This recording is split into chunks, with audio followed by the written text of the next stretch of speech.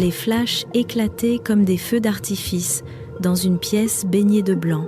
Au centre de cette tempête de lumière, Mario Testino esquissait un sourire qui, autrefois, faisait plier le monde de la mode.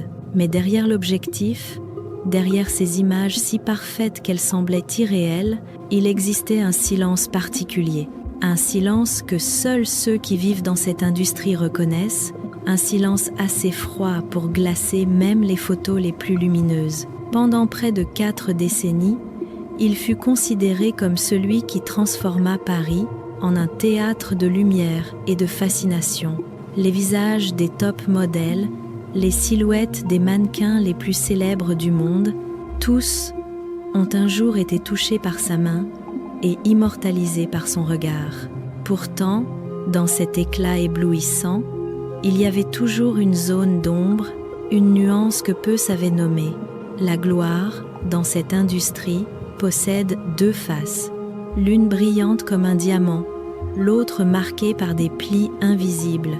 C'est précisément parce que son histoire mêle lumière et obscurité que la chaîne Top Models française vous invite à entrer dans ce récit, un récit que seules les personnes passionnées de mode osent regarder en profondeur. Et si vous aimez explorer les coulisses de la haute couture, abonnez-vous pour ne manquer aucun chapitre de cette aventure. Mario Testino est né à Lima, au Pérou, dans une famille de classe moyenne aux origines italiennes et irlandaises. Dans cette maison où les repas s'accompagnaient de longues discussions sur la foi, la morale et les attentes sociales, l'enfant Mario semblait toujours vivre légèrement à côté du monde. Les rues bruyantes de Lima ne l'attiraient pas. Lui, le garçon discret, préférait observer à distance, comme s'il regardait déjà la vie à travers un cadre invisible. La famille, profondément attachée aux traditions catholiques, suivait des règles strictes et une retenue presque sacrée. Dans cet environnement, un enfant sensible à la beauté, aux couleurs et à la lumière paraissait souvent décalé. Pourtant, c'est précisément ce sentiment de décalage qui devint le carburant silencieux de son imagination. Bien avant de tenir un appareil photo, Mario savait déjà composer une image dans sa tête. À l'adolescence, il se distingua encore davantage. Alors que les autres rêvaient de métiers respectables, Mario collectionnait des magazines vieux de plusieurs années, caressait les pages avec les top modèles de l'époque et se perdait dans l'élégance lointaine des mannequins en haute couture. Ces images venues d'un autre continent ouvraient devant lui une brèche, un monde où la lumière pouvait réinventer un visage et où un regard devenait une histoire. Pourtant, rien dans son quotidien ne favorisait l'art. Lima n'était pas une capitale de la mode. La photographie de mode n'y avait pas véritablement d'existence. Chaque fois que Mario confiait son désir de travailler dans la beauté et l'esthétique, il recevait des regards sceptiques, parfois même blessés. Pour sa famille, le futur idéal devait être stable, sérieux, prévisible. Certainement pas un rêve forgé sur des silhouettes élégantes et des éclairages imaginés. Mais dans ces contradictions, Mario développa une qualité unique, la patience du regard. Il apprit à lire les émotions dans un clignement d'yeux, à décoder les hésitations d'un geste, à entendre ce que les autres taisaient. Il comprit que chaque personne changeait imperceptiblement selon ce qu'elle ressentait. Ce don silencieux, forgé dans les rues et les salons modestes de Lima, deviendrait plus tard la clé de ses portraits les plus célèbres. L'enfant solitaire devint un adolescent habité par une intuition esthétique rare, une sensibilité à la lumière, au désir, à la vulnérabilité humaine. Une intuition qui l'emmènerait bientôt très loin, vers Paris, Londres et New York, mais qui le rendrait aussi profondément conscient des zones sensibles, parfois fragiles, de l'âme humaine. C'est cette même intuition, nourrie dès son enfance, qui fera de Mario Testino l'un des yeux les plus influents et les plus observés de l'histoire de la mode. Le moment qui fit basculer la vie de Mario Testino ne naquit pas d'une ovation ni d'une proposition grandiose. Il naquit d'un étouffement intérieur, celui d'un jeune homme qui sentait sa ville, Lima, devenir trop étroite pour l'ambition esthétique qui brûlait en lui. En 1976, à 22 ans, Mario prit une décision radicale, partir pour Londres. Une ville froide, chère, étrangère. Il n'y connaissait personne. Mais il savait qu'en restant, la flamme qu'il portait depuis l'enfance finirait par s'éteindre. Les premiers mois furent rudes. Il vivait dans des chambres minuscules, enchaînait les petits boulots, serveur, homme de ménage, assistant improvisé. Mais dans cette précarité, ses yeux s'ouvraient davantage. Les trottoirs mouillés, les visages pressés, les immeubles gris, tout devenait matière à rêver. Puis un soir, dans un petit restaurant de West End où il servait, le destin fit un pas vers lui. Une table de jeunes étudiants en mode parlait avec passion d'une séance photo. Mario, discret, écoutait sans oser s'approcher. Pourtant, son regard, ce mélange d'admiration et de désir de créer, attira l'attention d'une jeune femme du groupe. Elle lui demanda « Tu as déjà photographié ? On dirait que tu comprends la lumière mieux que les autres. » Cette phrase fut comme une porte entr'ouverte. Mario n'avait pas d'expérience réelle, mais il avait un instinct brut, une capacité à ressentir les gens. La jeune femme l'invita à assister à une prochaine séance. Il resta au fond de la pièce, presque immobile, observant chaque geste. La manière dont on plaçait un réflecteur, l'échange entre photographe et mannequin, le silence sacré avant le déclic. En quelques minutes, il sut qu'il avait trouvé son monde. Quelques jours plus tard, on lui tendit un appareil pour essayer. Et là, tout ce qu'il avait vécu, la solitude de son enfance, les heures à feuilleter des magazines, la fascination pour les top modèles qu'il ne verrait jamais en vrai, se concentra en un clic. Les photos n'étaient pas parfaites, mais elles dégageaient une énergie irrésistible, la vie elle-même. Grâce à ses étudiants, Mario fit sa première séance avec une modèle amateur. Pas de studio, pas de projecteur, juste un drap blanc accroché au mur. Mais ce n'était pas le décor qui importait, c'était la manière dont Mario parlait, observait, apprivoisait. La jeune femme déclara après la séance « Je me suis sentie vue, vraiment vue ». Cette phrase se répandit comme un secret précieux dans le petit cercle créatif de Londres. Un photographe expérimenté vit les images et lui dit « Tu racontes une histoire avec la lumière. Continue, quoi qu'il arrive. » C'était la première reconnaissance, celle qu'il n'oublierait jamais. Pourtant, son chemin vers la mode n'était pas direct. Il n'avait ni pédigree, ni réseau, ni école prestigieuse. Il essuya des dizaines de refus, des phrases cinglantes comme « La mode n'a pas besoin de toi », mais chaque refus alimentait sa détermination. Mario photographiait tout ce qu'il pouvait, des amis, des inconnus, des visages croisés dans la rue qui, selon lui, avaient quelque chose à dire. Puis, un jour, la chance changea de direction. Une jeune éditrice d'un petit magazine découvrit ses photos. Elle y vit ce que tant d'autres n'avaient pas su reconnaître, une lumière inhabituelle, une humanité profonde. Elle lui confia une commande simple, rien de spectaculaire.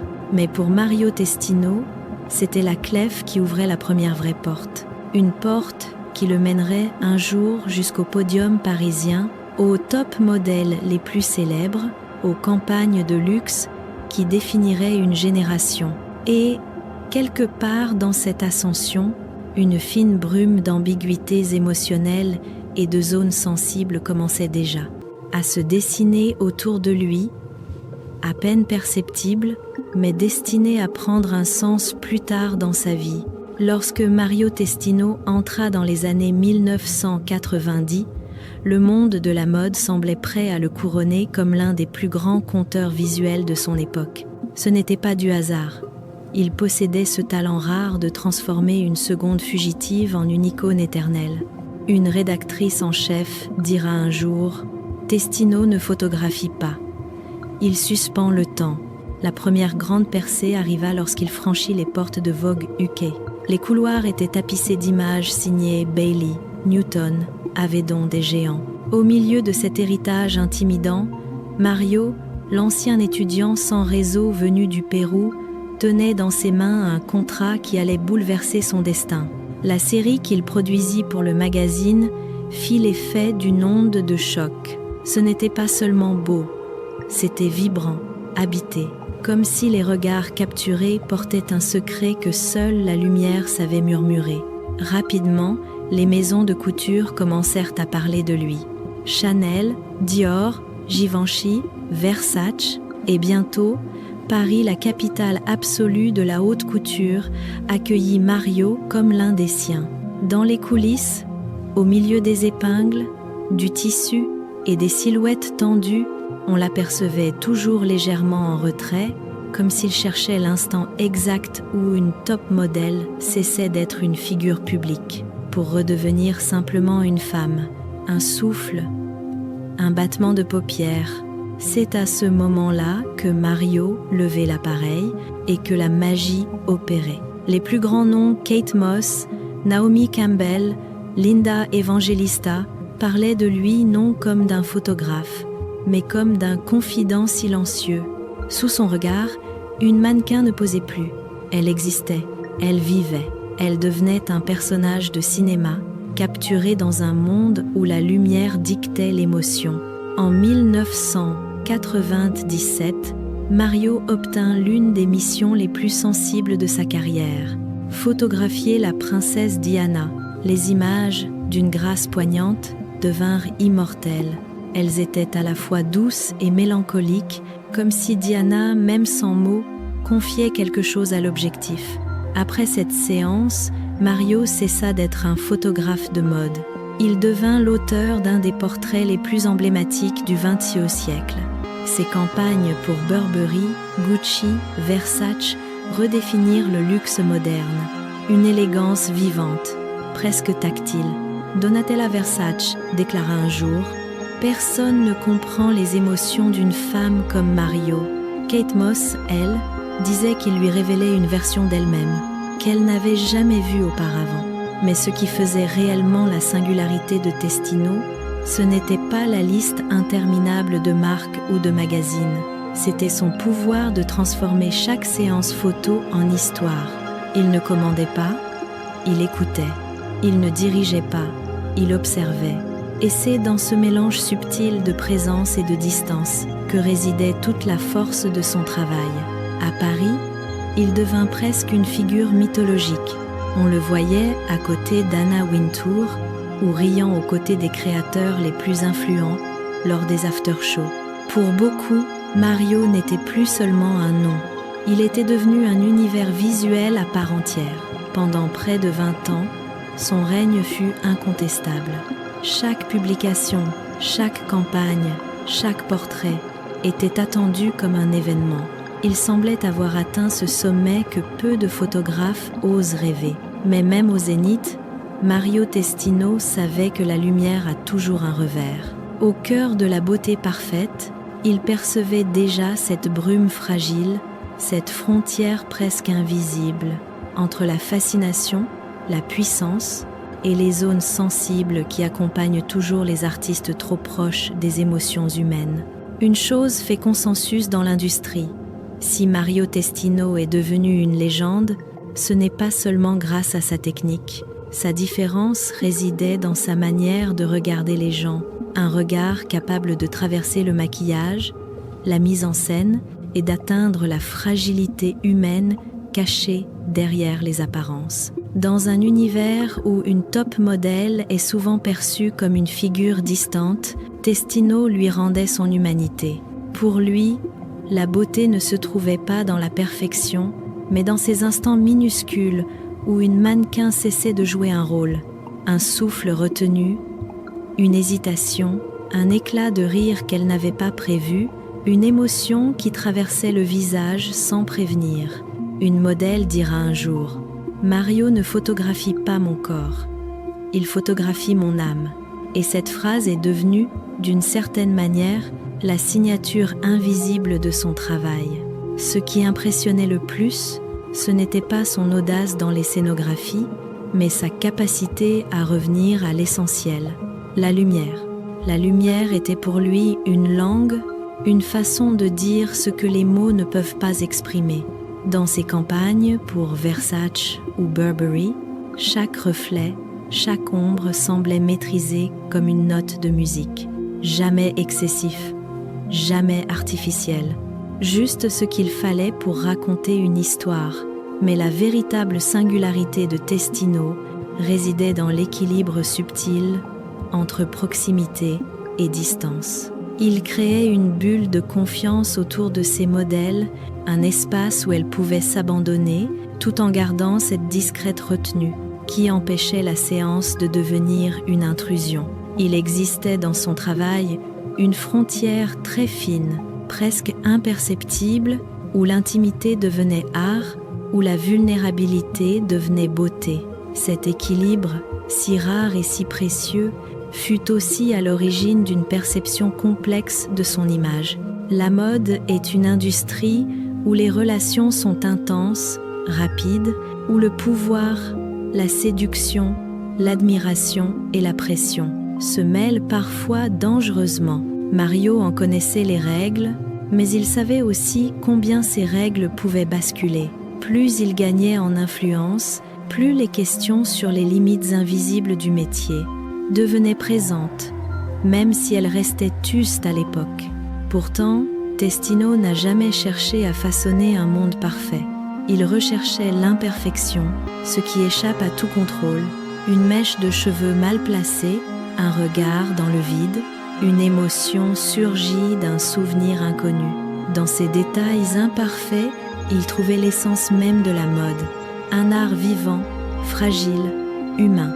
Même plus tard, lorsque son nom fut entouré de murmures et que l'industrie prit ses distances, la trace qu'il avait laissée resta intacte, car son héritage ne réside pas dans la polémique, mais dans ce qu'il a apporté à la photographie, une façon nouvelle de raconter les gens sans les transformer en objets, en respectant leur zone d'ombre autant que leur lumière.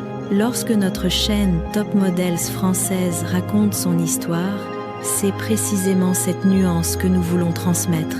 La complexité derrière les icônes, le non-dit derrière les images sublimes et la capacité d'un artiste à redéfinir un langage visuel. Pour toute une génération, si vous souhaitez continuer à explorer les artistes qui ont façonné la haute couture et accompagné les plus grandes top modèles de leur époque, abonnez-vous pour découvrir les prochains portraits, racontés toujours avec la même délicatesse. La transition dans la carrière de Mario Testino ne commença ni par un scandale éclatant, ni par une déclaration publique. Elle commença par un silence lourd, inattendu, comme une lumière qui se tamise sans prévenir. Dans une époque où les réseaux amplifient chaque souffle, ce silence devint rapidement un langage en soi. Peu à peu, des récits, des témoignages, des perceptions diverses commencèrent à circuler. Des fragments d'histoire, des souvenirs, des ressentis. Non pas une vérité unique, mais une mosaïque de voix révélant la complexité émotionnelle d'un milieu, où les relations entre photographes et mannequins ont toujours été à la fois intimes, professionnelles et délicates à définir. L'industrie, habituellement si prompte à célébrer ses héros, se fit soudain plus discrète. Les marques se turent. Certaines collaborations furent suspendues. On avait l'impression que tout un univers retenait son souffle, attendant que les choses se clarifient.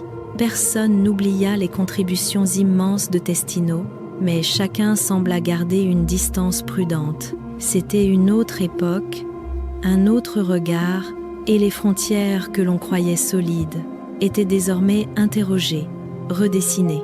Face à cela, Mario choisit la seule réponse, que peu savent vraiment accepter, le retrait, une mise à l'écart volontaire, sans justification, sans accusation, sans tenter de gagner un espace médiatique, qui n'était plus le sien, un silence qui n'était ni aveu ni défense, seulement la recherche d'un espace intérieur, où l'on tente de comprendre ce que devient un artiste, quand le monde qu'il a porté change soudain de rythme. Dans ce recul, les souvenirs ressurgirent.